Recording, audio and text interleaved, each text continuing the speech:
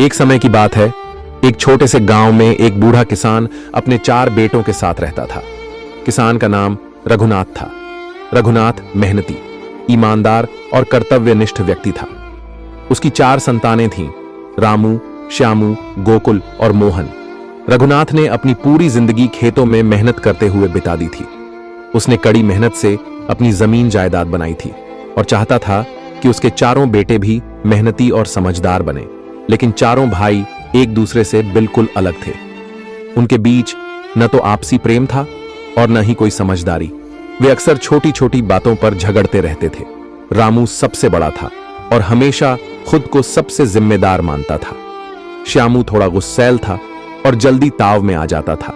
गोकुल शांत स्वभाव का था लेकिन स्वार्थी था और मोहन सबसे छोटा था, जो हमेशा मजाक मस्ती में रहता और किसी काम में मन नहीं लगाता। रघुनाथ को सबसे ज्यादा चिंता इस बात की थी कि उसके बाद ये चारों कैसे साथ रहेंगे। एक दिन खेत में काम करते वक्त रामू और श्यामू में किसी बात को लेकर जोरदार बहस हो गई। गोकुल और मोहन ने उन्हें अलग किया। रघुनाथ ने यह सब देखा और आह भरते हुए सोचा, अगर यही हाल रहा तो मेरी सारी मेहनत मिट्टी में मिल जाएगी।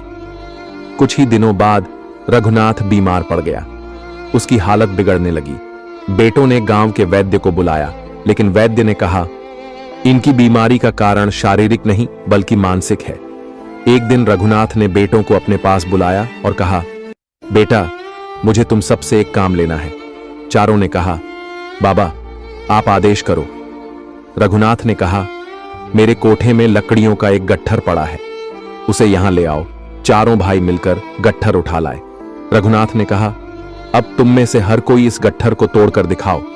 रघुनाथ मुस्कुराए और बोले, अब इस गट्ठर को खोलो और लकड़ियों को एक एक करके तोड़ो। लकड़ियां आसानी से टूट गईं। रघुनाथ ने गहरी सांस लेते हुए कहा, देखा बेटा, जब ये लकड़ियां एक साथ बंधी थीं तो कोई इन्हें तोड़ नहीं सका। रामू ने कहा, बाबा, हमें माफ कर दो, हमने आपकी बात को कभी गंभीरता से नहीं लिया। श्यामू ने भी अपने गुस्से पर काबू रखने का वादा किया।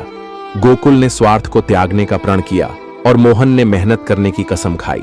कुछ ही दिनों बाद रघुनाथ की तबीयत और बिगड़ गई। एक दिन सुबह के समय रघुनाथ ने अपनी अंतिम सांस ली। अब चारों भाई मिलकर खेतों में मेहनत करने लगे। गांव के लोग उनकी एकता देखकर आश्चर्यचकित थे। धीरे धीरे खेतों में हरियाली लौट आई और फसलें भरपूर होने लगीं। गांव के मुखिया ने सभी गांव वालों को इकट्ठा किया और कहा, हमने रघुनाथ की संतानों से एक बड़ी सीख सीखी है। एकता में अपार शक्ति होती है। इस कहानी से यह शिक्षा मिलती है कि एकता में शक्ति है।